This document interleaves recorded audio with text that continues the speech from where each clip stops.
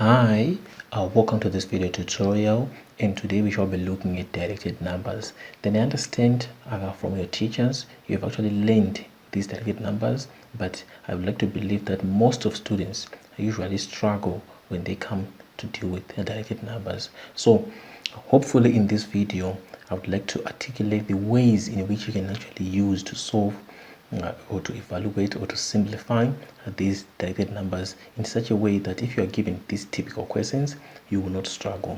Like I said, there are various methods to deal with these directed numbers, but I'm going to explain what I perceive as a simplest method in dealing with these directed numbers. By the way, what do we refer to as directed numbers? These are simply numbers that we find on a number line. That's what we refer to as directed numbers. Then the question that we have, it is saying evaluate, then part A, minus 6 plus 4, part B, 4 minus 2, then part C, minus 1 minus 3. So how do we then deal with these types of questions? That's what we're going to do. So before we delve more deeply into how we can actually simplify these directed numbers, we have to take note of these important points that I've put here. I've said any number takes a sign plus or minus on its left side.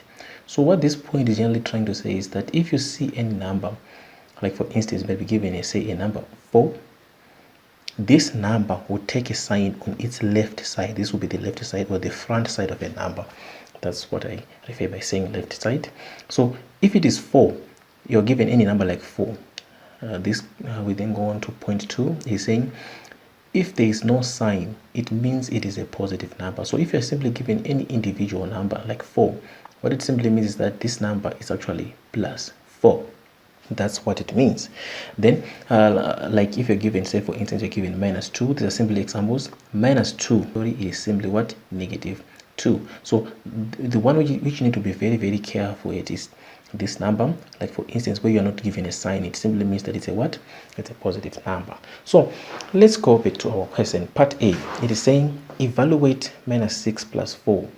What do you do if you want to simplify this typical question? So the method which I have actually devised, which is a bit easy, you make use of a number line which is drawn here. So what it's simply by saying minus 6 plus 4, it means that we are standing on minus 6 on my number line. Then I need to move 4 steps in the positive direction. By the way, this is my number line.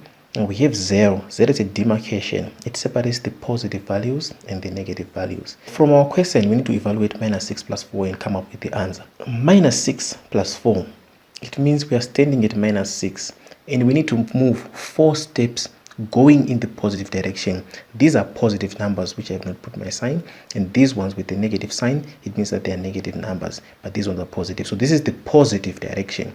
This is a very, very important consideration. This is the positive direction, and this is the negative direction. So we are standing at minus 6 and we need to move 4 steps in the positive direction. Remember, the positive is emanating from the sign which is on the left side of 4, which is positive. So we are here at minus 6. When we are at minus 6, we need to move 4 steps going in the positive direction. Remember, this is the positive direction. So I need to move 4 steps in this direction. So let me count my movements. 1, 2, 3, 4. So I ended up at what? At minus 2. So what it simply means by saying minus 6 plus 4, it is equals to what? To minus 2. Let me actually write it down.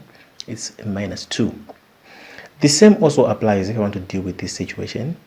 We can simply use that number line. Let me try to use a different color. 4 minus 2. 4, we want to determine the sign of 4. We then go to our information that we have here. It is saying if there is no sign, it means it is a positive number. So what I'm referring to as signs in this case, it's either positive or negative. So we're simply given an individual 4. Then on its left side, we don't have any sign. So when you're given a number without a sign on its left side, it simply means it is a what? It is a positive number. I'm standing at 4. I need to move 2 steps going in the negative direction. So let me do that. This is my 4, my plus 4. Then I need to move 2 steps in the negative direction. This is the negative direction. We can actually put the negative here so that you can actually have a clear picture. So I need to move 2 steps starting at 4 going towards the negative. So let me do that. 1, 2. So what it means by saying 4 minus 2, it is equals to what? The answer is simply what? 2. That's the answer for that question. Then finally, let's do this last question that we have. The last question is saying -1 -3.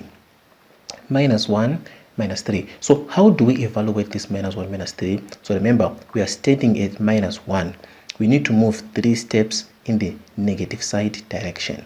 We're stating at -1, we need to move 3 steps in the negative direction. So let's go to our -1. This is our -1. Then we need to move 3 steps in the negative direction.